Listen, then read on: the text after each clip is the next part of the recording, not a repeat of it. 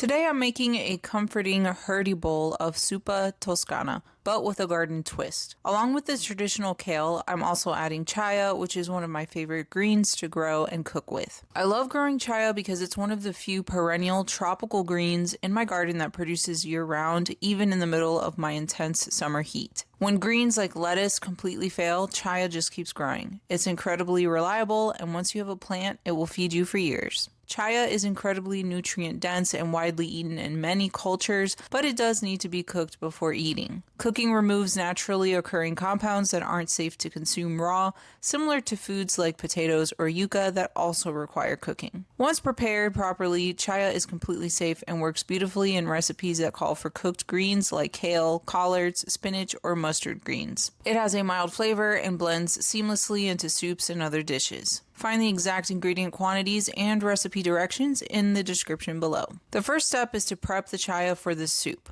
I harvested fresh Chaya leaves from my garden and boiled them in water for 30 minutes. Then I drained and rinsed them with water. After that, I squeezed out as much excess moisture as possible and chopped it into very small pieces. Usually, I boil a huge batch and then freeze it so I have prepped Chaya ready to add to any dish. Next, I heat some olive oil in a large pot over medium heat. Once the oil is hot, I add Italian sausage. I'm using sausage links with the casings removed, and I break the meat up as it cooks until it's fully browned. While the sausage is cooking, I prep the rest of the ingredients. I dice up a lot of onions with a food chopper. I mince fresh garlic in a garlic press, dice some potatoes, and chop some kale after removing the center stem piece. I used half kale and half cooked and chopped Chaya. Once the sausage is cooked through, add the minced garlic and onions. Cook on medium heat until the onions start to turn translucent. Then add the diced potatoes, water, chicken bouillon powder, and chopped kale. Cook and stir occasionally until the potatoes soften up and break apart easily with a spoon. Season the soup with salt, black pepper, and more chicken bouillon powder if needed. Reduce the heat down to low and add heavy cream. Stir well and let it cook on a low simmer for about 5 more minutes. Then the soup is done. This is such a great example of how easy it is to use Chaya in everyday cooking. If a recipe calls for cooked greens, you can almost always substitute part or all of it with cooked Chaya. If you're interested in growing Chaya yourself, I do sell Chaya plants through my nursery website, and I'll link that below as well. Serve this soup hot and enjoy a comforting bowl of Zuppa Toscana made even better with fresh greens straight from the garden.